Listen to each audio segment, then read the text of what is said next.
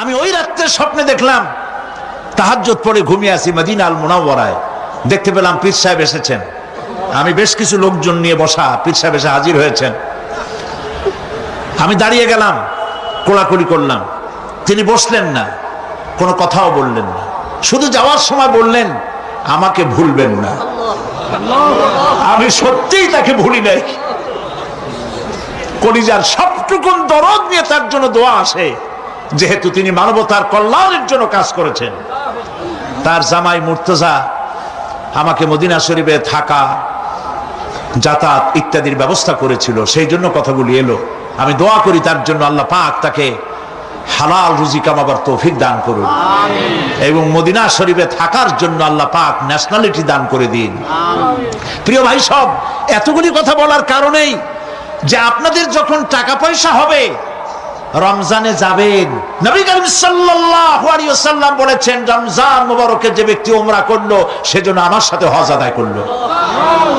মসজিদে হারামে এবার লাইলাতুল কদর 26 দিবগত রাত। লাইলাতুল কদর তো এ কথা তো আমিও জানি, আপনারাও জানেন যে 26 দিবগত রাতে না, শুধু বেজোর রাতগুলিতে। কিন্তু মুহাক্কিকিনরা 26 রাত্রে একটু বেশি কান্দাকাটি করে, অন্য রাত্রে তো করেই, ওই রাত্রে একটু বেশি কান্দে। এবারে লাইলাতুল কদরে লোক সংখ্যা সম্পর্কে 27 তারিখ রমজানের সৌদি গেজেট, সৌদি নিউজ পত্রিকায় হেডলাইন হলো, মক্কা শরীফে গত রাত্রে নামাজ যারা পড়েছেন, লাইলাতুল কদরে যারা এসেছিলেন তাদের সংখ্যা 3 মিলিয়ন প্লাস, 30 লাখের উপরে।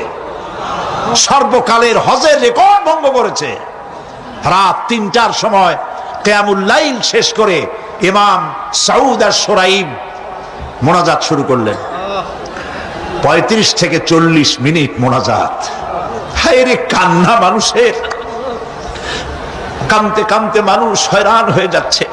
মাসনুন দোয়াগুলি পড়ছেন, শেষ দিকে গিয়ে বলছেন আল্লাহুম্মা লা তারুদ্দানা খায়বিন, আল্লাহ পাক একেবারে কিছু না দিয়া খালি হাতে আমাদের ফেরত দিও না। কাবা শরীফ সামনে নিয়ে এভাবে করে লোকেরা কাঁদছে। প্রিয় ভাই সব, সেজন্য বলি, আল্লাহ যদি সুযোগ দেন রমজান মুবারকে উমরা করবেন, আল্লাহ যেন তৌফিক দেন, বলেন আমিন। তো আল্লাহ তার কুদরত দিয়ে এই পৃথিবীকে ভরে রেখেছেন, নিয়ামত দিয়ে ভরে রেখেছেন। মুসলমানদের জন্য সবচাইতে বড় নিয়ামত কোরআন শরীফ, নিয়ামত কাবা শরীফ, নিয়ামত মসজিদ আন-নববী আশ-শরীফ আল মদিনা আল মুনাওয়ারা। সুবহানাল্লাহ, সবাই বলেন সুবহানাল্লাহ। প্রিয় ভাই সব, রাত বোধহয় বেশি হয়ে যাচ্ছে, তো আমি যে পর্যন্ত পড়েছি তাতে আর 2টি আয়াত বাকি আছে, শেষ করে দেই। রাগ করতেছেন না তো? সুবহানাল্লাহ, বলি আলহামদুলিল্লাহ। আর 2টি আয়াত আছে। আল্লাহ রাব্বুল আলামিন বলছেন, وأنزلنا من المعصرات ماء ثجاجا, আমি আকাশ থেকে তোমাদের জন্য অবিশ্রান্ত বিরাম ভাবে বৃষ্টি বর্ষণ করি। কেন? লিনুখরিজা বিহি হাব্বান ওয়া নাবাতা ওয়া জান্নাতিন আলফাফা। আকাশ থেকে বৃষ্টি বর্ষণ করি যাতে করে শাক সবজি, শস্য দানা, খাদ্য এই জমিন তোমাদেরকে উৎপাদিত করে দেয়। আলহামদুলিল্লাহ। সেই জন্য আল্লাহ পাক বলছেন, দেখো আকাশ থেকে যে পানিটা নাজিল করলাম, বৃষ্টি দিলাম, এই বৃষ্টির পানি আনলাম কই থেকে? সমুদ্র থেকে। সমুদ্রের পানি মিষ্টি না নোনা? জবাব দেন না। আকাশ থেকে যখন পড়ে তখন এটা কি মিষ্টি, নোনা না মিষ্টি? আল্লাহ রাব্বুল আলামিন বলেন, আফারাইতুমুল মাআল্লাযী তাশরাবুন আনতুম আনজালতুমুহু মিনাল মুজনি আম নাহনুল মুনজিলুন। তোমরা যে পানি পান করো, এই পানি আকাশ থেকে কে নাজেল করে? তোমরা করো না, আমি আল্লাহ করি। কে করে বলেন? আল্লাহ পাক বলছেন, লাউ নাশাউ জাআলনাহু উজাজান ফালাউলা তাশকুরুন। ইচ্ছে করলে এই পানিগুলি কি লবণাক্ত আকারে নাজিল করতে পারতাম, আমি মিষ্টি করে নাজিল করে দিলাম। কেন বান্দা আমার শুকর আদায় করো না? নুন অবস্থায় যদি নাজিল হতো, সমস্ত ফসল তোমাদের ধ্বংস হয়ে যেত। এখন আপনি বলতে পারেন যে আল্লাহ পাক, আল্লাহ তাআলা তিনি আকাশ থেকে পানি না দিলে আমাদের অসুবিধা কি? মানুষ তো নানান রকম চিন্তা করে, পানি না দিলে তো কি অসুবিধা? আমার খালে পানি, আমার বিলে পানি, আমার কুয়ায় পানি, আমার টিউবওয়েলে পানি, পানি না দিলে ক্ষতি কি? আল্লাহ পাক কোরআনে কারীমের মধ্যে বলেছেন, কুল আরাআইতুম ইন আসবাহা মাউকুম গাওরান ফামান ইয়াতিকুম বিমাইম মাইন। বলো দেখি সবে, শুকাইয়া যদি যায় এই জমিনের পানি, তাহলে হেথায় তটনির ধারা কে দিবে সবারে আনি। বান্দারে, বৃষ্টি না হইলে তুমি পানির পরোয়া করো না। সমুদ্রের পানি নেবা, নদীর পানি নেবা, কলের পানি নেবা। শুনে রাখো বান্দা, নদীর প্রবাহমান নদীর পানি, কলের পানি, টিউবওয়েলের পানি, মাটির পরতে পরতে পানি, সব যদি আমি শুকায় দেই, কে আছে এই পৃথিবীতে যে নতুন করে তোমার জন্য পানি আমদানি করে দিতে পারে? পারে কেউ? কেউ পারে না। এই পানি দিয়ে আমি তোমাদের জন্য ফসল ফলাই। লিনুখরিজা বিহি হাব্বান ওয়া নাবাতা। ইয়া আইয়ুহান নাসু যকুরু নি'মাতাল্লাহি আলাইকুম হাল মিন খালিকিন গায়রুল্লাহ। হে মানব সকল, স্মরণ করো আল্লাহ পাকের ওই নিয়ামতকে। ওই আল্লাহ ছাড়া তোমাদের কি এমন কেউ আছে? কোন আল্লাহ, কোন রিজিক দাতা? ইয়ারযুকুকুম মিনাস সামাই ওয়াল আরদ, যিনি আকাশ এবং জমিন থেকে তোমাদেরকে রিজিক দিতে পারেন। লা ইলাহা ইল্লা হুয়া, ওই আল্লাহ ছাড়া কেউ নাই। ফাআন্না তুফাকুন, যাও কই? কেন বিভ্রান্ত হও? আল্লাহ পাক আকাশ থেকে পানি দিলেন, জমিনের ফসল উৎপাদন করে দিলেন। আর এরপরে আল্লাহ পাক বলেন, ওয়া জান্নাতিন আলফাফা, আর ঘন সন্নিবদ্ধ নিবিড় বাগান বানায় দিলাম। সুবহানাল্লাহ বলেন। এখানে আল্লাহ পাক কি কি বললেন? শাক, লক্ষ্য করুন, শাক, সবজি, খাদ্যশস্য, উদ্ভিদ, এগুলো দিলাম। আর সাথে সাথে ঘন নিবিড় বাগান বানাইলাম। নিবিড় বাগান দেখছেন? দেখেন নাই, বোঝেন নাই, তাই দেখেন নাই, তা নাহলে দেখছেন। কক্সবাজার যাওয়ার সময় দেখেন না, গাছের রাস্তার দুই ধারে কত গাছ, দেখছেন কিনা? রাঙ্গামাটি যাওয়ার সময়, বান্দরবনে যাওয়ার সময়, কার বাবা এই গাছগুলি লাগাইছে? কোন? কে লাগিয়েছে? আল্লাহ। চিল্লায় বলেন, কে লাগিয়েছে? পাহাড়ের গাছ কি আপনি লাগাইছেন? তো কথা কইতে পারলেন না কেন? কে লাগিয়েছে? আল্লাহ পাক। সুন্দরবন ফরেস্ট এরিয়া দেখছেন কোনোদিন? না দেখলে যাইয়েন, দেখে এসেন। বিশাল এরিয়া, বঙ্গোপসাগরের কিনারা দিয়া খুলনা, সাতক্ষীরা, এই বিরাট অঞ্চল, বরিশাল, খুলনা, সাতক্ষীরা, পটুয়াখালী, বিরাট এরিয়া নিয়ে রয়েছে সুন্দরবন। শত শত মাইল। সুবহানাল্লাহ বলে। বিশাল গাছ, গাছের এরিয়া।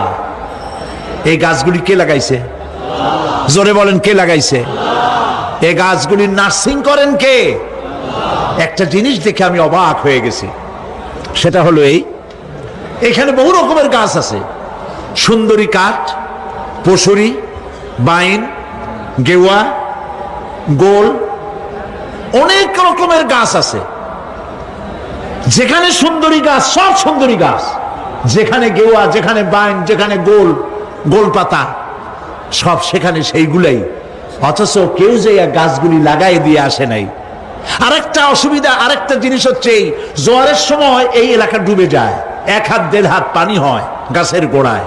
যে ফলগুলি পড়ছিল গাছ দিয়া, এই ফলগুলি ভাটির টানে চলে গেল, নিচে নেমে গেল, নদীতে নেমে গেল, আবার জোয়ারের টানে উঠে আসলো, পানিতে ভেসে ভেসে ফলগুলি ভারী হয়ে গেল। এক সময় ভাটির টানে আর গেল না। এই গাছগুলিকে সুন্দরী গাছের মধ্যেই সুন্দরী ফল, বাইনের মধ্যে বাইনের ফল কে সাজাইয়া এই সুন্দর বাগানগুলি বানাইলো? চিল্লায় বলো। ওয়া জান্নাতিন আলফাফা, ঘন নিবিড় সন্নিবদ্ধ বাগান আমি সৃষ্টি করেছি। সুবহানাল্লাহ বলেন। আল্লাহ রাব্বুল আলামিন স্থায়ী পরিকল্পনা দান করেছেন। রব্বুল আলামিন বলেছেন, তাআলাউ ইলা কালিমাতিন সাওয়াইন বাইনানা ওয়া বাইনাকুম আল্লা না'বুদা ইল্লাল্লাহ। আল্লাহ পাক বলছেন, ও আমার হাবিব আপনি বলুন, ও আহলে কিতাবের লোকেরা, ও খ্রিস্টান জগৎ, ও পৃথিবীর মানুষেরা, তাআলাউ ইলা কালিমাতিন সাওয়াইন বাইনানা ওয়া বাইনাকুম, এমন একটা কথার দিকে তোমরা ঐক্যবদ্ধ হও যেটা তোমাদের জন্য আর আমাদের জন্য সমভাবে প্রযোজ্য। তা হচ্ছে আল্লাহ না'বুদা ইল্লাল্লাহ, আল্লাহ ছাড়া কারো গোলামি করব না। আমেরিকার গোলামি নয়, রাশিয়ার গোলামি নয়, ফ্রান্স এবং ব্রিটেনের গোলামি নয়, ভারতের গোলামি নয়, গোলামি হবে আল্লাহ সুবহানাহু ওয়া তাআলা। এরই মধ্যে শান্তি নিহিত। শান্তি কোথায় নিহিত? আল্লাহর গোলামির মধ্যেই, এরই মধ্যেই শান্তি নিহিত। ওয়ালা নুশরিকা বিহি শাইয়া, আর আল্লাহর শক্তির সাথে কোন জিনিসকে আমরা অংশী স্থাপন করব না। আর পরস্পরকে আমরা প্রভু বলে মেনে নেব না আল্লাহ ছাড়া। এটাই হলো শান্তির পরিকল্পনা। তিনটা আল্লাহ তিনটা পরিকল্পনা দিলেন। কয়টা দিলেন? একই পরিকল্পনার তিনটে দিক। এক, আল্লাহর গোলামি, আল্লাহ ছাড়া কারো গোলামি করা যাবে না, আল্লাহর সাথে কাউকে অংশী স্থাপন করা যাবে না। ওয়ালা ইয়াত্তাখিযা বা'দুনা বা'দান আরবাবাম মিন দুনিল্লাহ, আর আল্লাহ ছাড়া কাউকে প্রভু বলে মানা যাবে না। আল্লাহ ছাড়া কাউকে সুপার পাওয়ার বলে আমরা মানি না। সুপার পাওয়ার আকাশে জমিনে একজনই আছেন, তার নাম কি? জোরে বলেন, তার নাম কি? ওই আল্লাহ রাব্বুল আলামিন বলেছেন, ইনিল হুকমু ইল্লা লিল্লাহ, হুকুম আইন একমাত্র আল্লাহরই চলতে পারে মানুষের উপরে, আর কারণ। আলা লাহুল খালকু ওয়াল আমর, সৃষ্টি যার, আইন চলবে সেই আল্লাহ রাব্বুল আলামিনের। মানুষের এই কথা কেন আমাদের মাথার মধ্যে ঢোকে না? আমাদের মাথার মধ্যে এই কথা আসা দরকার। এই পৃথিবীতে কই একটা গরু তো আর একটার গরুর আইন মানে না।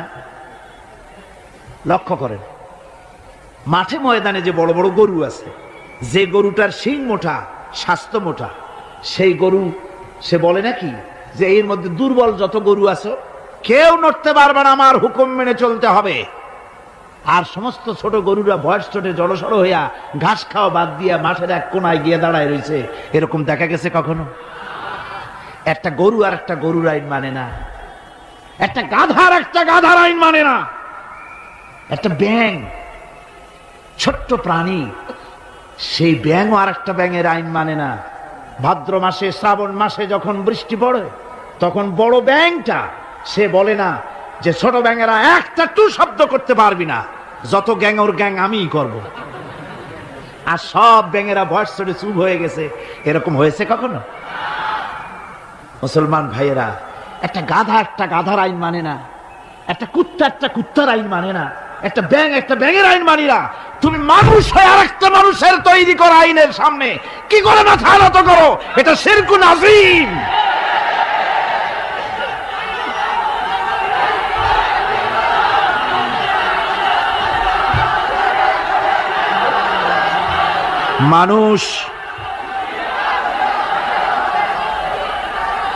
মানুষ কেবলমাত্র আল্লাহ রাব্বুল আলামিনের আল্লাহ সুবহানাহু ওয়া তাআলার আইনকেই মানতে হবে, আর কারো আইন মানা যাবে না। এমন কি যেসব নেতারা আল্লাহর আইনকে মানতে বাধ্য করে না, সেসব নেতাদের নেতৃত্ব মানা। আল্লাহ রাব্বুল আলামিন কোরআনে কারীমের মধ্যে বলেছেন, ওয়ালা তুতিউ আমরাল মুসরিফিনাল্লাযীনা ইউফসিদুনা ফিল আরদি ওয়ালা ইউসলিহুন।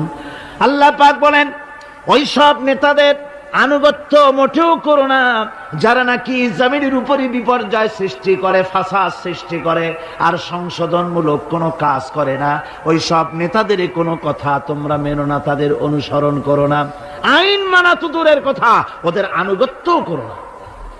আল্লাহ পাক আরো বলেছেন, আলা লানাতুল্লাহি আলা যালিমিনাল্লাযীনা ইয়াসুদ্দুনা আন সাবিলিল্লাহি ওয়া ইয়াবগুনাহা ইওয়াজা।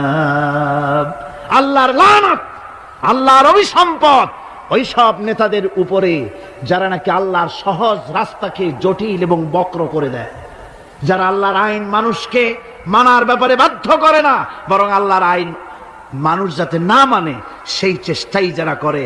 আল্লাহর রাস্তায় ওই সুদ্দুন আন সাবিলিল্লাহ, আল্লাহর রাস্তায় যারা ইসলামী আন্দোলনের সামনে, আল্লাহর দ্বীনের সামনে যারা প্রতিবন্ধকতার সৃষ্টি করে, আল্লাহ বলেন তাদের উপরে আল্লাহর লানত, তাদের উপরে আল্লাহর কি লানত।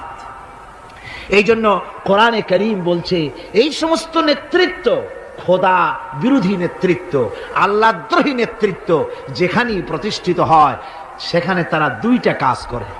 যেখানে ইসলাম থাকে না, সেখানে তারা যদি ক্ষমতা দখল করে, দুইটা কাজ করে। কয়টা কাজ? কোরআনে রব্বুল আলামিন কোরআনে কারীমে বলেছেন, ইন্নাল মুলুকা ইযা দাখালু কারিয়াতান আফসাদুহা وجعلوا أعزة أهلها أذلة وكذلك يفعلون। আল্লাহ রাব্বুল আলামিন বলেন, এই ধরনের লোকেরা যখন কোন জনপদের মধ্যে প্রবেশ করে, যাদের মন মগজের মধ্যে আল্লাহ নাই, রসুল নাই, দ্বীন নাই, ঈমান নাই, এই চরিত্রের লোকেরা যখন কোন দেশকে দখল করে বা ক্ষমতায় যায়, তখন তারা দুই দফা কাজ করে। কয় দফা? দুই দফা কাজ করে। তার একটা দফা হলো, তারা সেই সমাজের ভিতরে সম্মানিত লোকগুলিকে বেইজ্জত করে, লাঞ্ছিত করে, আর সমাজের ভিতরে ফাসাদ বরপা করে দেয়। বাস্তব কিনা বলে? এই বাস্তবতা কি সোন তারিখ দিয়ে বুঝাই দেওয়া লাগবে আপনাদেরকে? মানুষেরা, আল্লাহ রাব্বুল আলামিন সাফ করে বলছেন, এরা যখন ক্ষমতায় যায় দুই দফা কাজ করে। দেশের সম্মানিত লোকগুলিকে বেইজ্জত করে দেয়, তারা লাঞ্ছিত করে, আর সমাজের মধ্যে বিপর্যয় ফাসাদ সৃষ্টি করে দেয়। মারামারি, কাটাকাটি, ব্যাংক লুট, মানুষ হত্যা, চতুর্দিকে ত্রাস সৃষ্টি করে তারা। পক্ষান্তরে আল্লাহ রাব্বুল আলামিন বলেন, পক্ষান্তরে যারা আমার দ্বীন কায়েম করে, আমার মুমিন বান্দারা কোন দেশ যদি দখল করে, কোন দেশে যদি আমার ইসলাম কায়েম হয়ে যায়, তখন আমার বান্দারা 4 দফা কাজ করে। কয় দফা? আল্লাযীনা ইম্মাক্কান্নাহুম ফিল আরদ আকামুস সালাত ওয়া আতাউজ যাকাত ওয়া আমারু বিল মারুফি ওয়া নাহাউ আনিল মুনকার। আমার বান্দারা, মুমিনেরা, তারা যদি ক্ষমতা পায়, কোন দেশে যদি তারা যেতে পারে, ক্ষমতা দখল করে, তাহলে তারা 4 দফা কাজ করে। প্রথম দফা হচ্ছে তারা ক্ষমতা নিয়েই নামাজ প্রতিষ্ঠা করে। কি প্রতিষ্ঠা করে?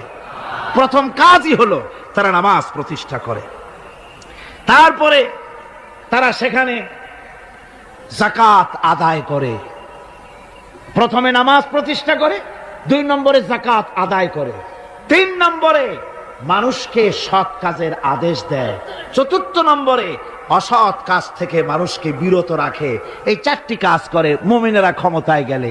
আর যাদের চিন্তায়, চেতনায় কোরআন নাই, আল্লাহ নাই, রসুল নাই, ঈমান নাই, ওরা যদি ক্ষমতায় যায় 2 দফা কাজ করে, সম্মান ওরা লোকগুলোকে বেইজ্জত করে দেয়, জেল ভরে সব সম্মানিত লোক দিয়ে, বাড়িঘর লুটপাট করে সব সম্মানিত লোকদের, তাদেরকে জ্বালাবতন করে দেয়, আর সেখানে বিপর্যয় মারামারি সৃষ্টি করে দেয়। এই জন্যে দুনিয়ায় যত পয়গম্বর এসেছেন সমস্ত নবীরা তারা মানুষের কাছে দাওয়াত পেশ করেছে। আল্লাহ রাব্বুল আলামিন বলেন, নবীরা দাওয়াত দিয়েছেন, ইয়া কাওমি ইবুদুল্লাহা মা লাকুম মিন ইলাহিন গায়রু। আল্লাহ রাব্বুল আলামিন বলেন, নবীরা যখন দুনিয়ায় যে নবী এসেছেন মানুষকে দাওয়াত দিয়েছেন, ইয়া কওমি, হে আমার জাতি, হে আমার সম্প্রদায়, এক আল্লাহর গোলামি করো, তিনি ছাড়া তোমাদের কোনো প্রভু নাই, আইনদাতা নাই, বিধানদাতা নাই, তার আনুগত্য করো জীবনের সকল ক্ষেত্রে। কোরআনে কারীমে মুসলমানদেরকে বলা হয়েছে হিজবুল্লাহ। মুসলমানদেরকে কি বলা হয়েছে? হিজবুল্লাহ। হিজবুল্লাহ মানে কি? আল্লাহর সৈনিক। এই আল্লাহর সৈনিকদের, তাদেরকে আল্লাহ পাক এই পৃথিবীতে তাদের অস্তিত্ব প্রতিষ্ঠিত করেছেন কি কারণে? তার কারণ হচ্ছে রব্বুল আলামিন বলেছেন, কুনতুম খায়রা উম্মাতিন উখরিজাত লিন-নাসি তা'মুরুনা বিল মা'রুফি ওয়া তানহাউনা 'আনিল মুনকার। কুনতুম খায়রা উম্মাতিন, তোমরাই শ্রেষ্ঠতম জাতি, শ্রেষ্ঠতম দল, মানুষের কল্যাণের জন্য তোমাদেরকে পৃথিবীতে প্রেরণ করা হয়েছে। কাজ কি? তা'মুরুনা বিল মা'রুফ, মানুষকে ভালো কাজের জন্য উৎসাহিত করো, ভালো কাজের আদেশ দাও। ওয়া তানহাউনা আনিল মুনকার, আর সমস্ত খারাপ কাজ থেকে মানুষকে ফিরায় রাখো। সুতরাং এই পৃথিবী থেকে জুলম, শোষণ, অশান্তি, বিপর্যয়, দুঃখ, তারপরে যুদ্ধ, বিগ্রহ, সবকিছুর বিরুদ্ধে মুসলমানদেরকে ঐক্যবদ্ধভাবে লড়াইয়ের ময়দানে আসতে হবে। কোরআনে কারীমে রব্বুল আলামিন কথা এভাবে বলেছেন, ওয়াকাতিলুহুম হাত্তা লা তাকুনা ফিতনাতুন ওয়া ইয়াকুনা আদ-দীনু কুল্লুহু লিল্লাহ। আল্লাহ রাব্বুল আলামিন বলেন, সংগ্রাম করো, লড়াই করো ততক্ষণ পর্যন্ত যতক্ষণ না আমার দ্বীন প্রতিষ্ঠিত হয়ে যায়, আর মানুষের তৈরি করা মতবাদের শেষ শিকড়টুকুনো যতক্ষণ মূলোৎপাটিত না হয় ততক্ষণ পর্যন্ত আমার দ্বীন প্রতিষ্ঠার জন্য লড়াই করো। ও মুসলমানেরা, যারা মুসলমান এই লড়াই, এই জিহাদের দায়িত্ব যদি গ্রহণ না করে, মুসলমানেরা যদি ঈমানের এই দায়িত্ব কবুল না করে, আল্লাহর দ্বীন প্রতিষ্ঠার জন্য যদি সংগ্রাম না করে, রব্বুল আলামিন বলেন, ইল্লা তাফআলুহু তাকুন ফিতনাতুন ফিল আরদি ওয়া ফাসাদুন কাবীর।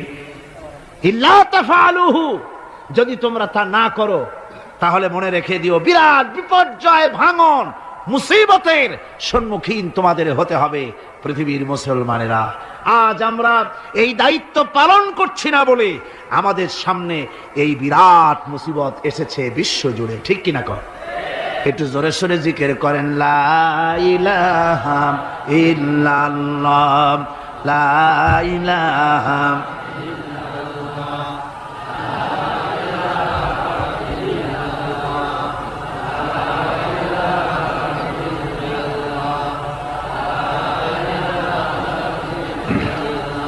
লা ইলাহা ইল্লাল্লাহ মুহাম্মাদুর রাসূলুল্লাহ। আমার এতক্ষণের আলোচনার দ্বারা একথা আমার মনে হয় আপনারা বুঝতে পেরেছেন যে অনৈসলামিক শাসন ব্যবস্থার মূলোৎপাটন করে সেখানে ইসলামী রাষ্ট্র প্রতিষ্ঠা করাটাই হলো মুসলমানদের সবচেয়ে বড় দায়িত্ব, আর এটাই হলো জিহাদের মূল উদ্দেশ্য। কথা বুঝতে পেরেছেন? জিহাদের উদ্দেশ্য কোন দেশ দখল করে সেখানকার প্রেসিডেন্ট আমরা হব, সেখানের মাল সম্পদ লুটপাট করে নেব, এটা জিহাদের উদ্দেশ্য নয়। জিহাদের উদ্দেশ্যই হলো মানুষের তৈরি করা মতবাদ উৎখাত করে আল্লাহর দ্বীন প্রতিষ্ঠিত করা, এটাই হলো জিহাদের মূল উদ্দেশ্য। আর এই উদ্দেশ্য নিয়ে পৃথিবীর মানুষ যেখানেই মুসিবতে আছে, যে জায়গায় বিপদে আছে, যে জায়গায় কষ্টে আছে, সেখানেই মুসলমানদেরকে ঝাঁপিয়ে পড়তে হবে। রাসূলুল্লাহ বলেছেন পৃথিবীর সমস্ত মুসলমানেরা হচ্ছে কাজাসাদিন ওয়াহিদ, একটা বডির মতো। মুসলমান কি? একটা শরীরের মতো। তার পায়ের তলায় কাঁটা ফুটলে মাথায় খবর হয়, মাথায় কাঁটা ফুটলে পায়ের তলায় খবর হয়। কিন্তু পায়ের তলায় কাঁটা ফুটলে যদি মাথায় টেন না পায়, মাথার চুল ধরে টানলে যদি পায়ে টেন না পায়, তাহলে কি হয়েছে লোকটি? জি, প্যারালাইসিস হয়ে গেছে, পক্ষাঘাত হয়ে গেছে। আমার মুসলমান ভাইয়েরা, বসনিয়ার মুসলমানদেরকে মারা হচ্ছে, বসনিয়ার নারীদেরকে ধর্ষণ করা হচ্ছে, কচি কচি মাসুম বেগুনা বাচ্চাদেরকে জবাই করা হচ্ছে।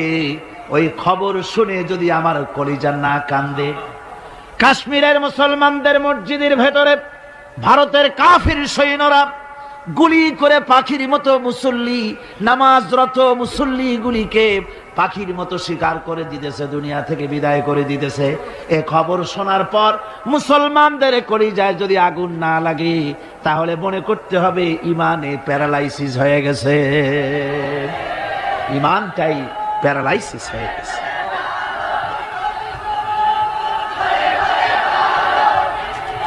আমার আল্লাহ রাব্বুল আলামিন, আমার আল্লাহ রাব্বুল আলামিন কোরআনে কারীমের মধ্যে পরিষ্কার বলেছেন, ওয়ামা লাকুম লা তুকাতিলুনা ফি সাবিলিল্লাহ ওয়াল মুস্তাদআফিনা মিনার রিজালি ওয়ান নিসাই ওয়াল বিলদানিল্লাযীনা ইয়াকুলুনা রাব্বানা আখরিজনা মিন হাযিহিল ক্বরিয়াতিয যালিমি আহলুহা। ওয়ামা লাকুম, কি হয়েছে তোমাদের? লা তুকাতিলুনা ফি সাবিলিল্লাহ, আমার রাস্তায় কেন সংগ্রাম করো না, কেন লড়াই করো না? ওয়াল মুস্তাদআফিন মিনার রিজাল, যেখানে নিপীড়িত, নিগৃহীত, আবাল বৃদ্ধ বনিতা, পুরুষ নারী, কচি কচি শিশু নির্যাতনে অতিষ্ঠ হয়ে আমার দরবারে ফরিয়াদ করে বলছে, আয় আল্লাহ, এই জালিমের জনপদ থেকে আমাদেরকে মুক্ত করো। এভাবে যখন কান্দে, ও মুসলমানেরা, তোমাদের কি হলো? তোমরা কেন ঝাঁপিয়ে পড়ো না তাদের সপক্ষে, কেন লড়াই করো? ভাইরা আমার, সারা বিশ্ব জুড়ে মুসলমানদের উপরে নির্যাতন চলছে। এই নির্যাতনের বিরুদ্ধে মুসলমানদেরকে ঐক্যবদ্ধ হতে হবে দ্বীন প্রতিষ্ঠা করার জন্য। দ্বীন যদি প্রতিষ্ঠিত হয়, তাহলে নির্যাতন বন্ধ হয়ে যাবে, শয়তানি বদমাশি সব বন্ধ হয়ে গিয়ে সুখ এবং শান্তি প্রতিষ্ঠিত হবে। এই জন্য ইসলামে জিহাদের স্তর সম্পর্কে বলা হয়েছে। রাসূল পাক সাল্লাল্লাহু আলাইহি ওয়াসাল্লাম বলেছেন, ফামান জাহাদাহুম বিয়াদিহি ফাহুয়া মুমিন ওয়ামান জাহাদাহুম বিলিসানিহি ফাহুয়া মুমিন ওয়ামান জাহাদাহুম বিকলবিহি ফাহুয়া মুমিন ওয়া লাইসা ওয়ারা যালিকা মিনাল ঈমানি হাব্বাতু খারদালিন। মুসলিম শরীফের হাদিস। আল্লাহর নবী বলতেছেন, যে ব্যক্তি অন্যায়ের বিরুদ্ধে হাত দিয়ে লড়াই করবে সে ব্যক্তি মুমিন, যে মুখ দিয়ে কথা বলবে এটার বিরুদ্ধে সেও মুমিন, যে ব্যক্তি মনে মনে এটাকে ঘৃণা করবে সেও মুমিন। এরপরে ইমানের কোনো স্তর নাই, ইমানের আর কোনো জায়গা নাই, শেষ শেষ। তাহলে ফার্স্ট ক্লাস মুমিন কে? যে ব্যক্তি হাত দিয়ে বাধা দেয়। ফার্স্ট ক্লাস মুমিন কে? যে ব্যক্তি অন্যায়ের বিরুদ্ধে তার দুহাত উত্তোলন করে অন্যায়কে চুরমার করে দেওয়ার জন্য এগিয়ে আসে, সেই হলো ফার্স্ট ক্লাস মুমিন। এটা যদি না পারে, তাহলে মনে মনে খারাপ, তাহলে মুখ দিয়ে বলতে হবে। এটা হলো সেকেন্ড ক্লাস। মুখ দিয়ে বলা কি? Second class. মুখ দিয়ে বলতে হবে। মুখেও যদি প্রতিবাদ করতে না পারো, মনে মনে খারাপ জানো, এর পেছনে কোনো ইমানের দরজা নাই, স্তর নাই। তবে মনে মনে খারাপ জানা, আর খারাপ জানার অর্থ কি? মনে মনে খারাপ জেনে এই পরিস্থিতির কেমন করে পরিবর্তন আসতে পারে সেই চিন্তা ভাবনা দরদ যদি কলিজায় না থাকে, তো ইমানের খাতায় নামটাও থাকবে না। মুমিনদেরকে আল্লাহ দ্বীন প্রতিষ্ঠার জন্য জিহাদে অংশগ্রহণ করতে হবে, তাদেরকে এই জিহাদ হচ্ছে আল্লাহ পাকের পক্ষ থেকে বিরাট নিয়ামত মুসলমানদের জন্য। আমার ভাইয়েরা, ঈমান হচ্ছে জিহাদের সাথে অঙ্গাঅঙ্গি ভাবে জড়িত। আল্লাহর পথে জিহাদের বিরাট মর্যাদা। সে মর্যাদার কথা আমি সূরা আস-সাফ আলোচনা করতে গিয়ে তার প্রথম দিনেই প্রথম রুকুতেই আপনাদের সামনে পেশ করেছি। আল্লাহ রাব্বুল আলামিন বলেন, ইন্নাল্লাহা ইউহিব্বুল্লাযীনা ইউকাতিলুনা ফি সাবিলিহি সাফফান কাআন্নাহুম বুনিয়ানুম মারসুস। আল্লাহ রাব্বুল আলামিন বলেন, আল্লাহর কাছে সর্বাধিক প্রিয় ব্যক্তি তারা, সবচাইতে প্রিয় ব্যক্তি ওই সব লোকেরা যারা নাকি আল্লাহর দ্বীন প্রতিষ্ঠার জন্য যারা লড়াই করে সারিবদ্ধ হয়ে, ইস্পাত দৃঢ় হয়ে, সীসা ঢালা প্রাচীরের মতো কাতারবন্দী হয়ে আল্লাহর জন্য, আল্লাহর দ্বীনের জন্য যারা লড়াই করে, তারাই হলো আল্লাহর কাছে সবচাইতে বেশি প্রিয় ব্যক্তি। সবচাইতে প্রিয় মানুষ তারা যারা দ্বীন প্রতিষ্ঠার জন্য লড়ে। আমরা মনে করেছি যে আমরা যে নামাজ পড়ি, রোজা রাখি, হজ করি, যাকাত দেই, মিলাদ শরীফ পড়ি, এতেই আল্লাহ খুশি, এই করেই আমরা কিয়ামতের দিন বেহেশতে চলে যাব। না ভাই, এত সহজে যদি বেহেশতে যাওয়া যেত তাহলে সাহাবায়ে কেরাম এত কষ্ট করতেন না, আম্বিয়া আলাইহিমুস সালাম এত কষ্ট করতেন না। সূরা তাওবার মধ্যে এই কথাটি আল্লাহ পাক কি সুন্দর করে বলেছেন। আল্লাহ বলেছেন, আজআলতুম সিকায়াতাল হাজ্জ ওয়া ইমারাতাল মাসজিদিল হারাম কামান আমানা বিল্লাহি ওয়াল ইয়াউমিল আখির ওয়া জাহাদা ফি সাবিলিল্লাহ লা ইস্তাউনা ইনদাল্লাহ ওয়াল্লাহু লা ইয়াহদিল কওমাল যালিমিন। এধে চতুর্দিক থেকে তীর নিক্ষেপ করছে, তরবারি মারতেছে, শরীরের গোশত টুকরা টুকরা হয়ে পড়তেছে।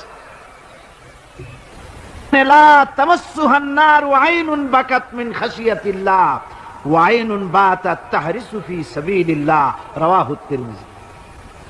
হযরত ইবনে আব্বাস রাদিয়াল্লাহু তাআলা তিনি বলছেন, আমি রাসূলুল্লাহকে বলতে শুনেছি, আল্লাহর নবী বলেছেন, দুইটি চোখকে জাহান্নামের আগুন দুইটা চোখকে স্পর্শ করবে না। একটা চোখ হচ্ছে গভীর রাত্রে যারা আল্লাহর ভয়তে, জাহান্নামের ভয়তে যারা কান্দে, জাহান্নামের আগুন ওই চক্ষুকে স্পর্শ করবে না। আর যারা দ্বীন প্রতিষ্ঠার জন্য, আল্লাহর দ্বীন কায়েমের জন্য ময়দানে যারা লড়াই করে, রাতের বেলায় পাহারা দেয়, ওই পাহারারত চোখে, চোখের মধ্যে জাহান্নামের আগুন ওই চোখে স্পর্শ করবে না। আমার ভাইরা, হযরত উসমান রাদিয়াল্লাহু তাআলা আনহু বলছেন, মান রাবাতা লাইলাতান ফি সাবিলিল্লাহ কানাত কাআলফি লাইলাতিন সিয়ামুহা ওয়া কিয়ামুহা। হাজার রাত ধরে রোজা রাখলে, হাজার রাত ধরে ইবাদত করলে, আর হাজার দিন ধরে রোজা রাখলে যে সওয়াব হবে, একটা ঘন্টা, একটা রাত যদি কেউ পাহারা দেয় আল্লাহর দ্বীনকে প্রতিষ্ঠার জন্য, আল্লাহর দ্বীনের কোন ইসলামী রাষ্ট্রের প্রহরায় যদি কেউ নিয়োজিত থাকে, একটা রাতে পাহারা দিয়ে যে সওয়াব হবে, হাজার হাজার বছর ধরে নামাজ রোজা করে ওই সওয়াব পাওয়া যাবে না। সুবহানাল্লাহ। অর্থাৎ হাজার বছর ধরে নামাজ রোজা করার মতোই সওয়াব পাহারা দেওয়া আল্লাহর দ্বীনের, ইসলামের রাষ্ট্রকে। বন্ধুগণ, রাসূল পাক সাল্লাল্লাহু আলাইহি ওয়াসাল্লাম তিনি বলেছেন, কিয়ামতের দিন জাহান্নামের আগুন আর জিহাদের ময়দানের ধুলি, এ দুটি একসঙ্গে কোন মানুষের পেটের মধ্যে প্রবেশ করবে না। রাসূল পাক সাল্লাল্লাহু আলাইহি ওয়াসাল্লামের একটি হাদিস যা মিশকাত শরীফের মধ্যে বর্ণিত আছে। মিশকাত শরীফের সম্ভবত 336 পৃষ্ঠায় এই হাদিসটি বর্ণনা করা হয়েছে যে হযরত ইবনে আইস রাদিয়াল্লাহু তাআলা আনহু হচ্ছেন এই হাদিসের রাবী। তিনি বলছেন, একবার হুজুর সাল্লাল্লাহু আলাইহি ওয়াসাল্লাম এক ব্যক্তির জানাজায় গিয়ে উপস্থিত হলেন। হযরত ওমর রাদিয়াল্লাহু তাআলা আনহু তখন হুজুরকে বললেন, হে রাসূল, আপনি এই লোকটার জানাজা পড়বেন? এই লোক তো ইসলামের এই ক্ষতি করেছে, সেই ক্ষতি করেছে, অমুক করেছে, এই লোকটার আপনি জানাজা পড়বেন? হুজুর তখন উপস্থিত লোকদের জিজ্ঞেস করলেন, হাজিরিন, তোমরা কি কেউ এই লোকটাকে কোন ইসলামের ভালো কাজ করতে দেখেছো? একজন লোক দাঁড়িয়ে গেলেন, তিনি বললেন, হে আল্লাহর নবী, আমি সাক্ষী, আমি দেখেছি একটা মুজাহিদ বাহিনী জিহাদ করে ফিরতেছিল, তো এক জায়গায় তারা ডেরা গাড়লো, শিবিরে স্থাপন করলো রাত কাটাবে বলে।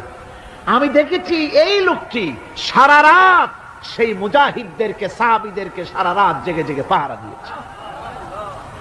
আল্লাহর নবী জানাজার ইমামতি করলেন, আর এরপরে তাকে কবরের মধ্যে মাদফুন করে দিয়ে নবীজি তার কবরের পাশে দাঁড়িয়ে বললেন, ইন্না আসহাবাকা ইয়াযুন্নুনা আন্নাকা মিন আহলিন নার ওয়া আনা আশহাদু আন্নাকা মিন আহলিল জান্নাহ। নবীজি বলছেন, ও কবরবাসী, তোমার সাথীরা মনে করে তুমি জাহান্নামী, আর আমি নবী মুহাম্মদ সাল্লাল্লাহু আলাইহি ওয়াসাল্লাম সাক্ষী দিচ্ছি তুমি বেশক আল্লাহর বেহেশতি, তুমি অবশ্যই আল্লাহর জান্নাতে যাবে। এরপর হযরত ওমরের দিকে ফিরে রাসূলুল্লাহ বললেন, ওমর, মানুষের শুধু বাহ্য দৃশ্যটাই দেখো না, তার অন্তরের জজবাটাকেও কদর করো। সুবহানাল্লাহ বিহামদিহি।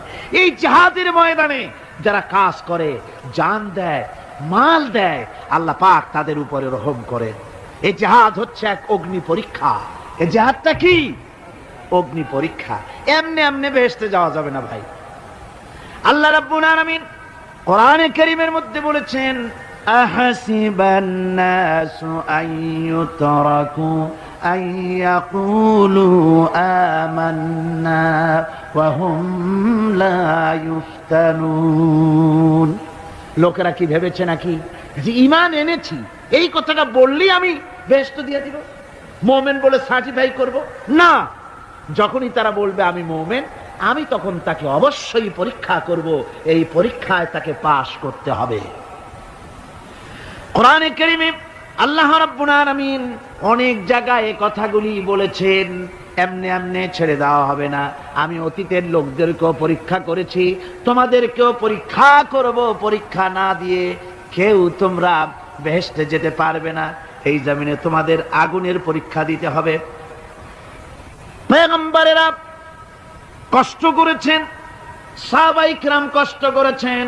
আল্লাহ রাব্বুল আলামিন তিনি বলছেন, আম হাসিবতুম আন তাদখুলুল জান্নাতা ওয়া লাম্মা ইয়াতিকুম মাসালুল লাযীনা খালাউ মিন ক্বাবলিকুম মাসাতহুমুল বাসাউ ওয়াদ-দাররাউ ওয়া যুলজিলু হাত্তা ইয়াকুলার রাসূলু والذين معه متى نصر الله ألا إن نصر الله قريب। আল্লাহ রাব্বুল আলামিন বলেন, তোমরা কি মনে করেছো যে তোমরা বেহেশতে প্রবেশ করবে, অথচ তোমাদের পূর্বে যারা এই পৃথিবীতে এসেছিল তাদেরকে আমি যেমন পরীক্ষা করেছি, ওরকম পরীক্ষা এখনো তোমাদের উপরে আসে নাই, ওরকম বিপদও আসে নাই, মুসিবতও আসে নাই। এমন বিপদ এসেছিল নবীদের উপরে, সাহাবায়ে কিরামদের উপরে, যে বিপদে মানুষ জর্জরিত হয়ে গিয়ে নবী এবং তার সাথী সঙ্গীরা এ কথা তারা মুখ থেকে বেরিয়ে গেছে, মাতা নাসরুল্লাহ, আয় আল্লাহ তোমার মদত কখন আসবে, তোমার মদত কখন আসবে? মার খেতে খেতে তো শেষ হয়ে গেলাম।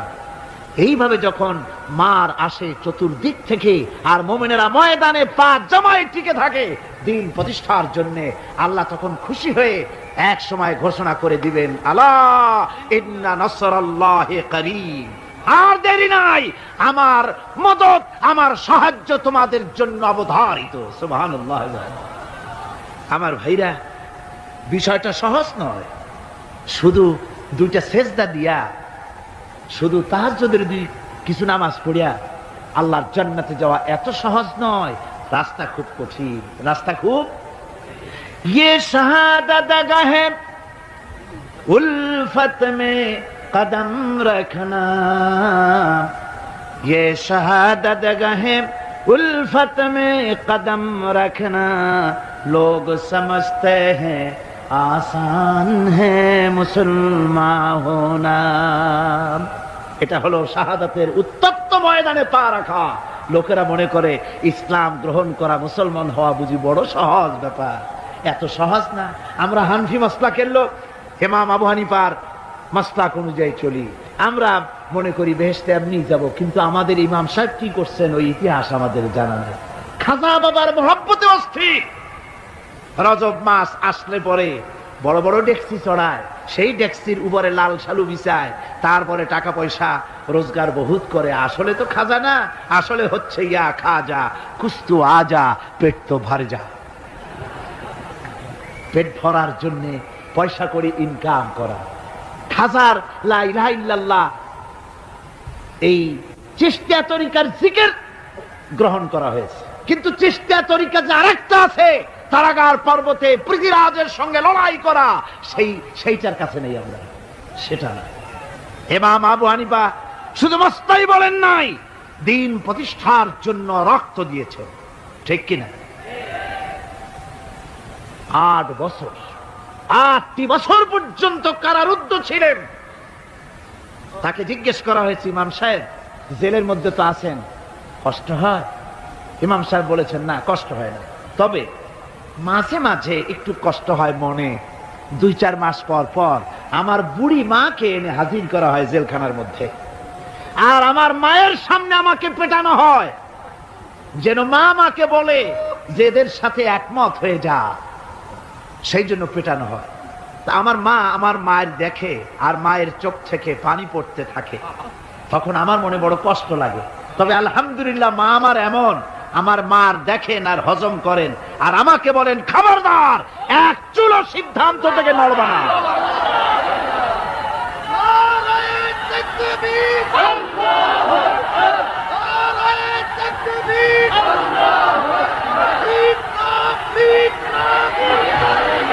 আমার ভাইরা, ইমাম মালিক 28 দিন পর্যন্ত তাকে বাতিলরা বেঁধে দিয়ে গেছে, হাত পিঠ মোড়া দিয়ে 28 দিন বাঁধা। এই হাত বাহু থেকে ডিসকানেক্ট হয়ে গিয়েছে, এই বাহুর জোড়া থেকে ডিসকানেক্ট হয়ে গিয়েছিল হাত, 28 দিন পর্যন্ত বাঁধা ছিল। ইমাম আহমদ বিন হাম্বল, ইসলাম বিরোধীরা তাকে পিটাইছে, প্রত্যেকটা চাবুকের সাথে গায়ের গোশত উঠে এসেছে। এজন্য কবি বলতেছি, पैरवी बू हनीफा की सनद जिंदान है, हम्बली होता है पीठ पर दुर्रे खाने की बात। হানাফি হতে চাও, জেল জরিমানার জন্য প্রস্তুতি নাও। শুধু সবরি কলা খাইয়া ভেস্তে যাওয়া যাবে না, এত সহজ না। আঙ্গুর বেদানা, সবরি কলা আর দুধের স্বরের উপর ইসলাম আসে নাই, ইসলাম এসেছে তপ্ত ময়দানের উপরে। জান দিয়ে রক্ত দিয়ে ইসলাম প্রতিষ্ঠা হয়ে গোটা দুনিয়ার নির্যাতিত নিপীড়িত জনতার মুখে হাসি ফুটিয়েছে ইসলাম।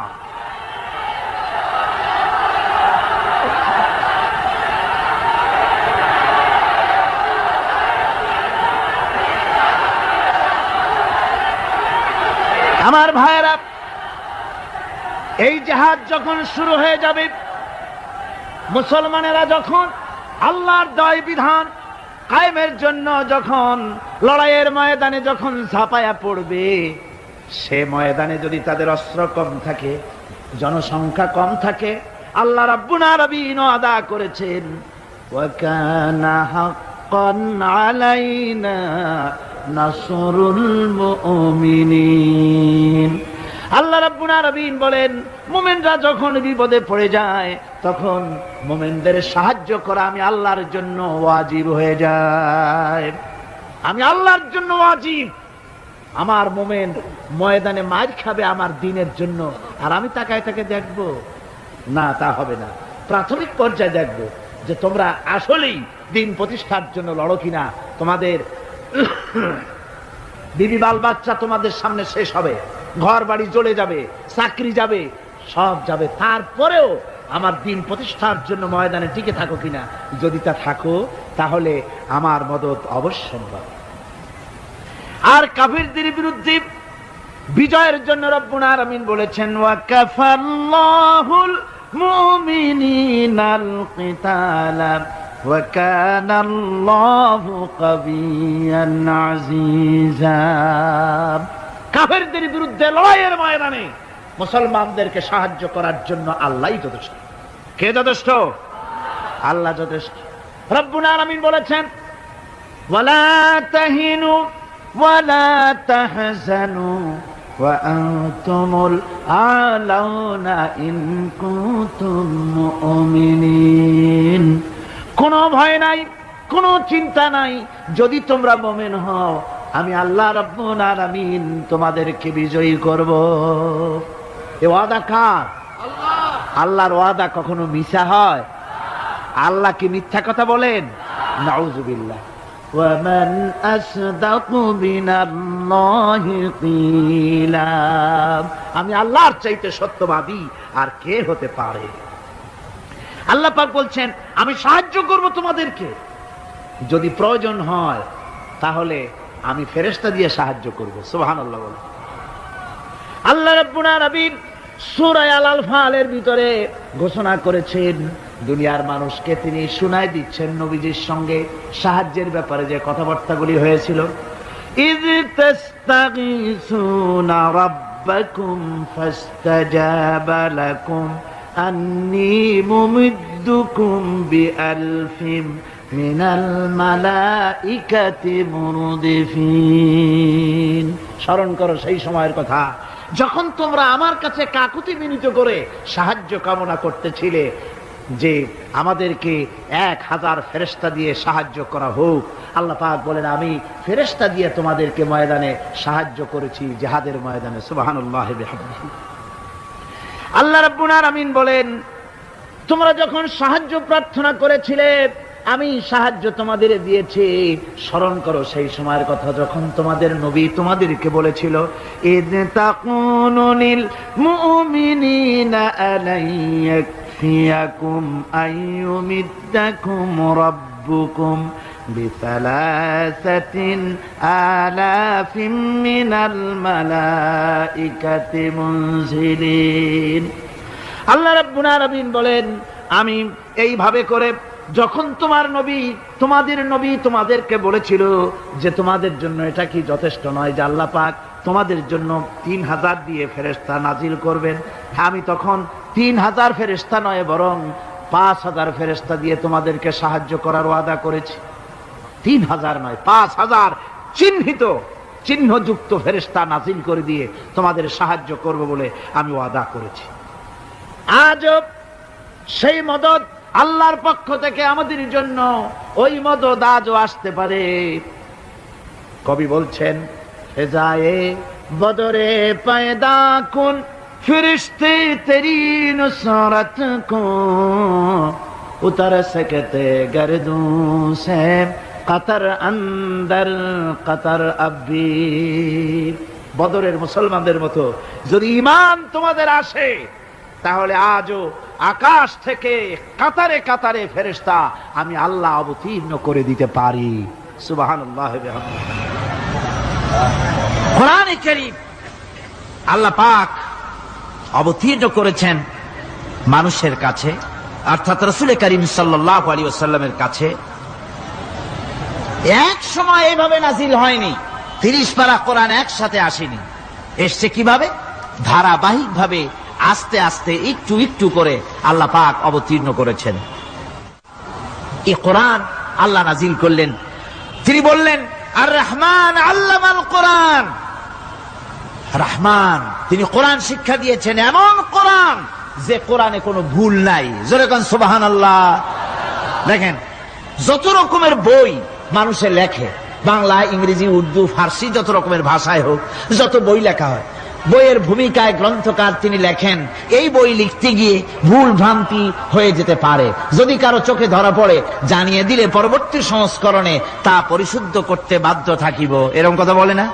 না, এরকম বলে যে আমি একখান বই লিখছি, এ বইয়ের মতো নির্ভুল বই আর কেউ লিখতে পারে নাই। এমন বাপের বেটার পৃথিবীতে জন্মাইছে কেউ জন্মিয়েছে? কেউ জন্ম।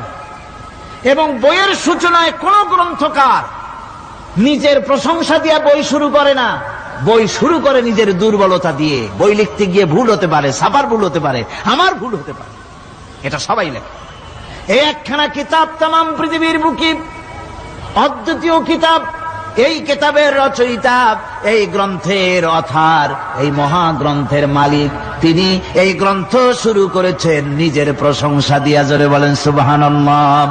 কোরআন কবার খোলা মাত্রই গ্রন্থকারের প্রশংসা শুরু হয়ে গেল।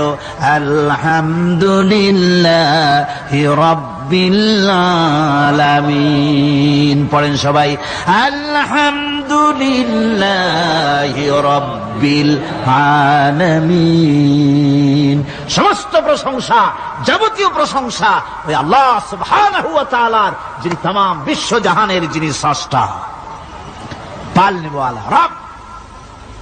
সুতরাং তার প্রশংসা দিয়ে শুরু হলো। বইয়ের অথার যিনি, কিতাবের অথার যিনি, গ্রন্থের মালিক যিনি, তার নিজের প্রশংসা দিয়ে বই শুরু হয়ে গেল। সামনে এগোলেন, এবার কিতাব সম্পর্কে চিন্তা আসতে পারে, ভুল টুল আছে নাকি? কিতাব খোলা মাত্রই প্রশংসার পরে দেখতে পাবেন, যালিকাল কিতাবু লা রাইবা ফীহি।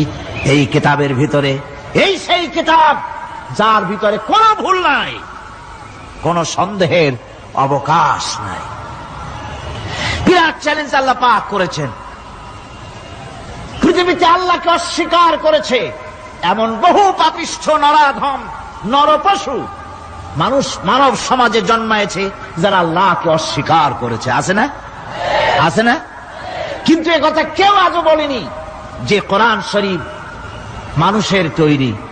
একথা বলে কেউ প্রমাণ দিতে পারেনি, একথা বলার সাহসও কেউ রাখে না। তার কারণ, কেউ যদি বলে যে কোরআন মানুষের তৈরি, তাহলে তাকে বলা হবে যে তাহলে মানুষের তৈরি যখন, তুমিও তো মানুষ, একখানা তৈরি করো। আজ পর্যন্ত এই চ্যালেঞ্জের মোকাবেলা কেউ করতে পারেনি। আল্লাহ রাব্বুল আলামিন বলেন, আম ইয়াকুলুনা ইফতারাহু কুল ফাআতু বিসূরাতিন মিন মিসলিহি ওয়াদউ মান ইসতাতা'তুম মিন দুনিল্লাহি ইন কুনতুম সাদিকিন। ও নবী, ওরা কি কথা বলে যে কোরআন মানুষের বানানো? যদি তাই হয়, আপনি বলুন যে তোমরা তোমাদের যত রকমের সাহায্যকারী আছে, সমস্ত সাহায্যকারীদের সাথে নাও আর কোরআনের সূরার মতো করে সূরা বানাও। এরপরে আল্লাহ রাব্বুল আলামিন আবার চ্যালেঞ্জ করলেন, قُلْ لَئِنِ اسْتَمَعَتِ الْإِنسُ وَالْجِنُّ أَن يَأْتُوا بِمِثْلِ هَذَا الْقُرْآنِ। আপনি বলুন, तमाम পৃথিবীর মানুষ আর জেনেরা সব একত্রিত হয়ে যাও, সবাই একত্রিত হয়ে কোরআনে কারীমের সূরার মতো করে সূরা বানায় নিয়ে আসো, যদি তোমাদের পক্ষে সম্ভব হয়। আল্লাহ পাক বলেন, লা ইয়াতুনা বিমিসলিহি ওয়ালাউ কানা বা'দুহুম লিবা'দিন যাহিরা। তোমরা যদি জেনেদের সাহায্যকারী মানুষ হও, মানুষের সাহায্যকারী জেনেরা হও, तमाम পৃথিবীর মানুষ আর জেন একত্রিত হয়ে প্রচেষ্টা চালালেও আল্লাহর কোরআনের সূরার মতো করে একটা সূরা কেউ বানাতে পারবে না। পারবে? পেরেছে কেউ? আজও পর্যন্ত কেউ কোরআনে কারীমের সূরার মতো করে একটা সূরা কেউ এই পৃথিবীতে বানাতে পারেনি, কারো পক্ষে এটা সম্ভব হয়নি। আল্লাহ রাব্বুল আলামিন আবার চ্যালেঞ্জ করেন, ইন কুনতুম ফি রাইবিম মিম্মা নাযালনা আলা আবদিনা ফাআতু বিসূরাতিন মিন মিসলিহি ওয়াদউ শুহাদাআকুম মিন দুনিল্লাহি ইন কুনতুম সাদিকিন। আমি আমার বান্দার উপরে যে কিতাব অবতীর্ণ করেছি, এর ভিতরে সন্দেহ আছে বলে যদি মনে করো এর ভিতরে সন্দেহ আছে মানুষের বানানো, এমনটি যদি সন্দেহ হয়, তাহলে কোরআনের সূরার মতো করে একটা সূরা বানাও, ছোট্ট একটি সূরা বানাও। ফাতু বিসূরাতিন, সূরা আলে ইমরানের মতো না, সূরা আরাফের মতো না, সূরা মায়েদার মতো না। ফাতু বিসূরাতিন, ছোট্ট একটি সূরার মতো করে একটা সূরা বানাও। কিয়ামত হয়ে যাবে, মানুষ কোরআনে কারীমের মতো একটি ছোট্ট সূরা বানাইতে পারবে না। সুবহানাল্লাহ পড়ে। আমার ভাইয়েরা, এই কোরআন আল্লাহ রব্বুল আলামিনের পক্ষ থেকে নাজিল হলো। কোরআন মানুষের চিরটা কাল ধরে, আবহমান কাল ধরে মানুষের মনকে আকৃষ্ট করেছে। কোরআনে কারীমের এর ভাষা, এর লালিত্য, এর মাধুর্য, এর রচনা শৈলী এবং এর গতিময় ছন্দ, এর শব্দ বিন্যাস মানুষকে মুগ্ধ করেছে চিরকাল ধরে। আল্লাহর নবী বলেন, এ কোরআন যখন আমি তেলাওয়াত করতেছিলাম একটা রাত্রে, যে রাতে আমার তেলাওয়াতের সামনে ছিল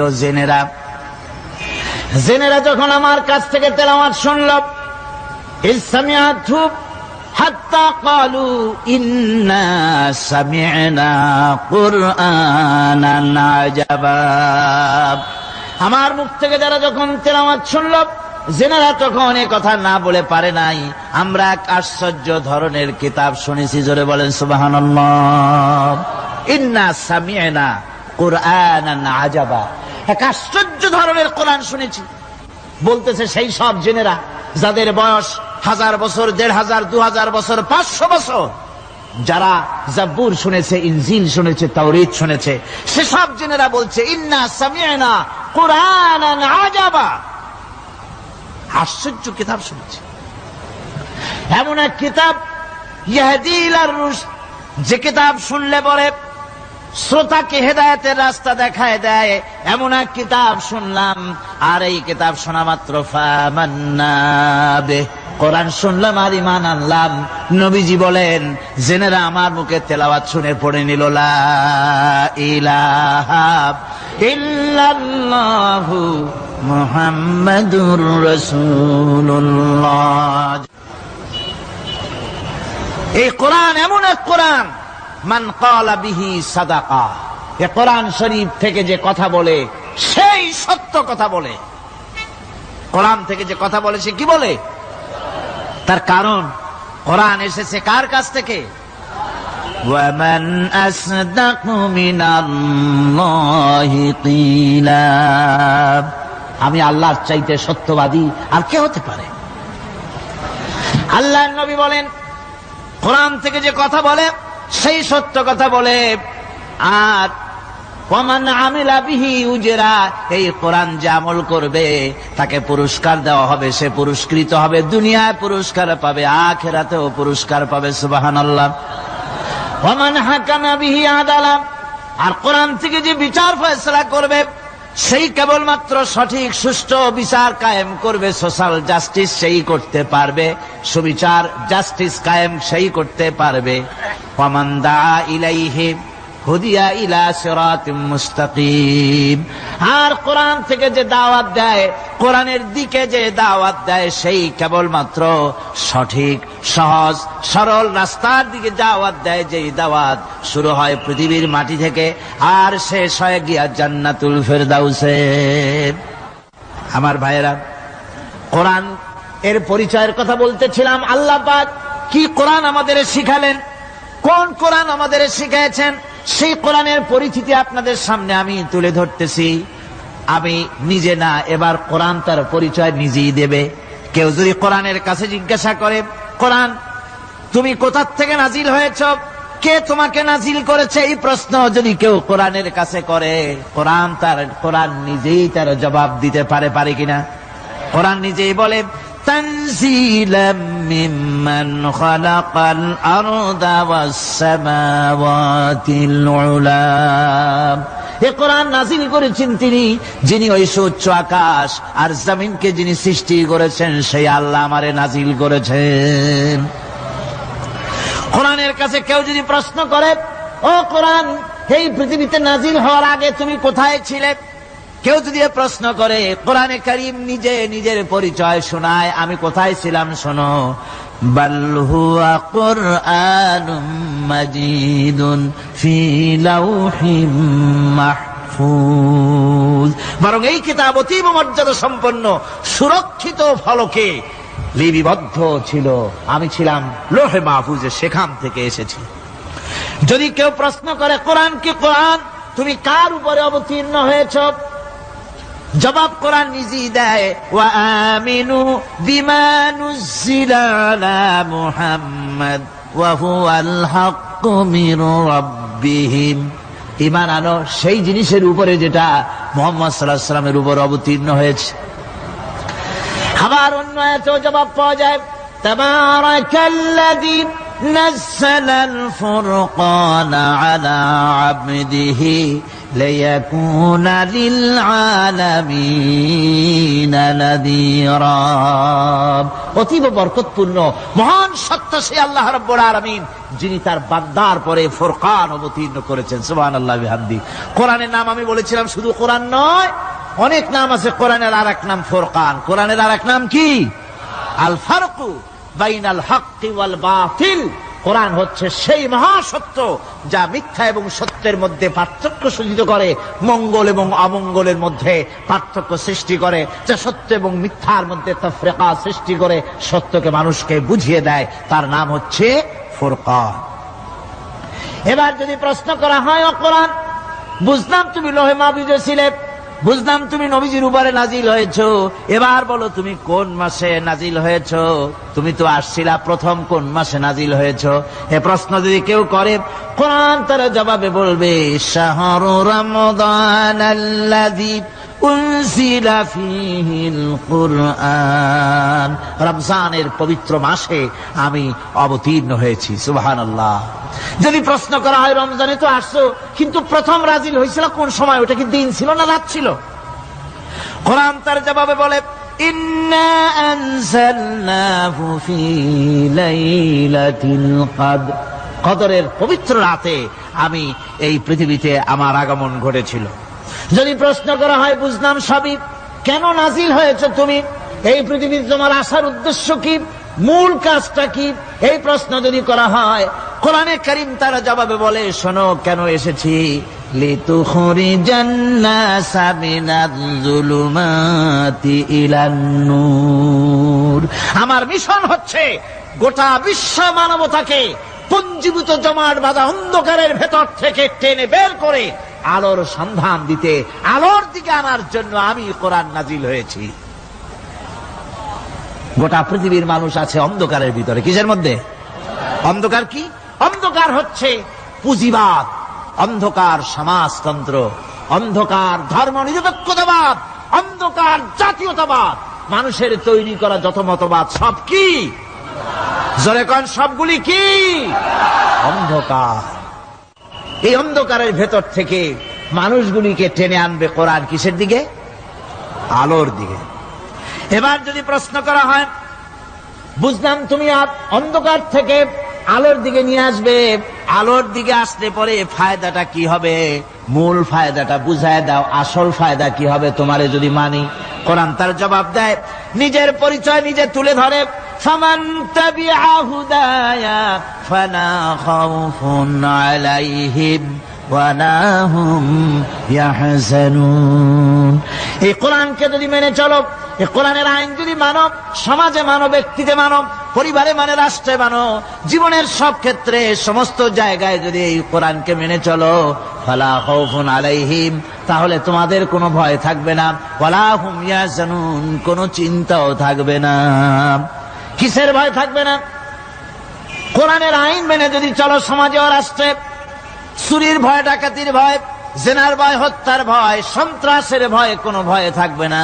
ওয়ালা হুম ইয়াহজানুন, চিন্তাও থাকবে না। খাওয়া পড়া تسليما اللهم صل على محمد وعلى آل محمد كما صليت على إبراهيم وعلى آل إبراهيم إنك حميد مجيد اللهم بارك على محمد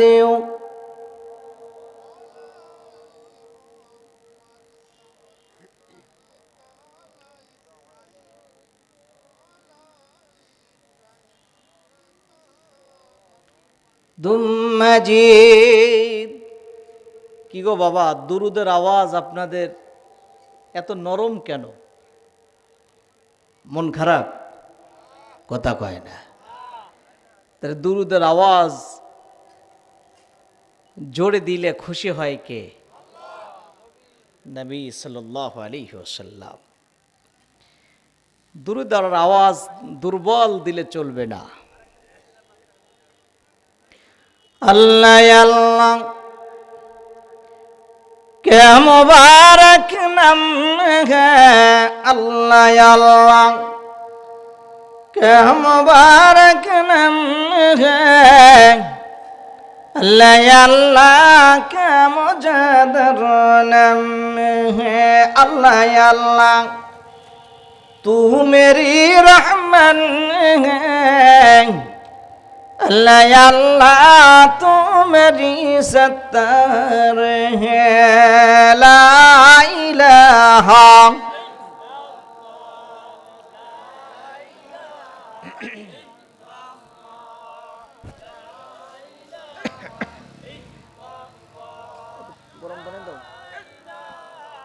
इल्लल्लाह जोरे ला इलाहा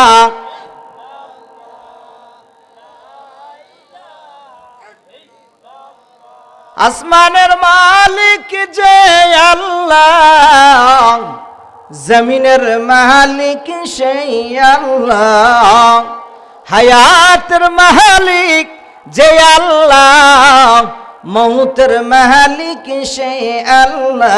কলমা লা ইলাহা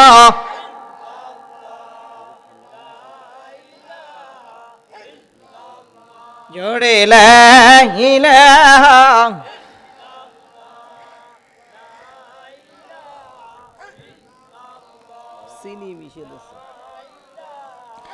ইল্লাল্লাহ জোরে লা ইলাহা ইয়া হান্নানু ইয়া আল্লাহ ইয়া মান্নানু ইয়া আল্লাহু লা ইলাহা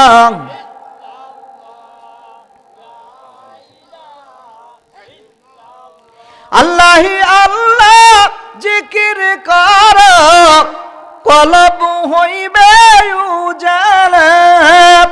আল্লাহ আল্লাহ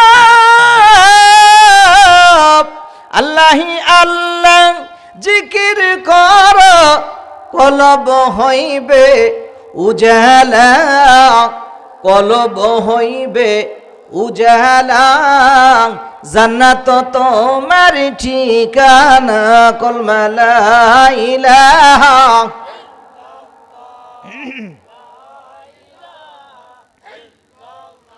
ও লা ইলাহা লা ইলাহা ইল্লাল্লাহু মুহাম্মাদুর রাসূলুল্লাহ সাল্লাল্লাহু আলাইহি ওয়াসাল্লাম।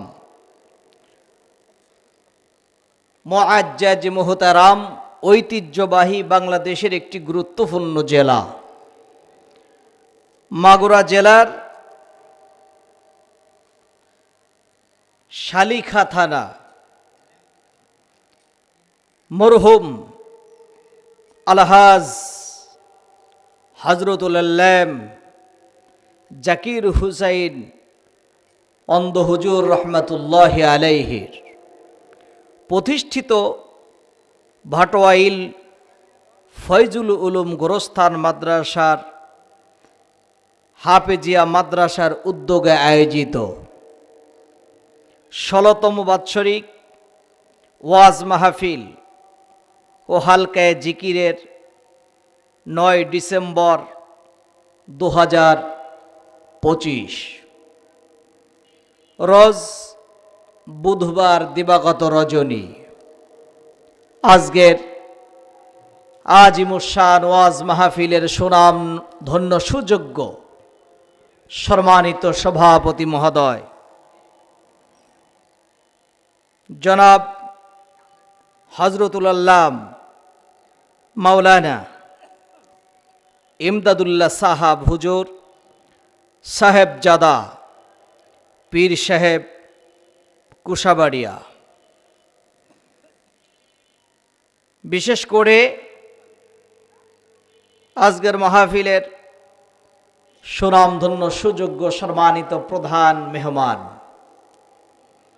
বিশিষ্ট ইসলামিক চিন্তাবিদ, মুফাসসিরে কোরআন হযরতুল আল্লামা মাওলানা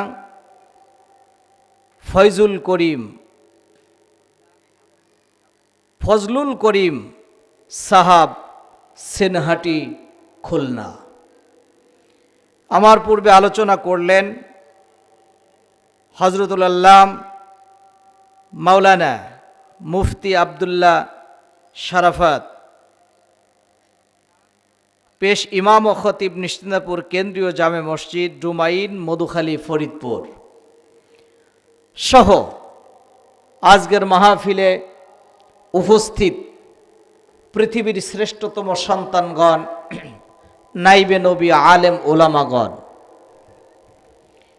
বিশেষ করে আমার সম্মুখে বসা আছেন কোরআন প্রেমিক, রসুল প্রেমিক, আল্লাহ প্রেমিক, সরল মনা আমার মুসলমান মুরব্বী বাবারা, প্রাণের ভাই যুবকেরা, স্কুল কলেজ মাদ্রাসার ছাত্র বাবারা, পর্দার ভেতরে অবস্থানরত সম্মানিত মা এবং বোনেরা, বিভিন্ন স্কুল কলেজ মাদ্রাসার ছাত্র বাবারা, সকলকে পুনরায় আমি আবার সালাম দিচ্ছি।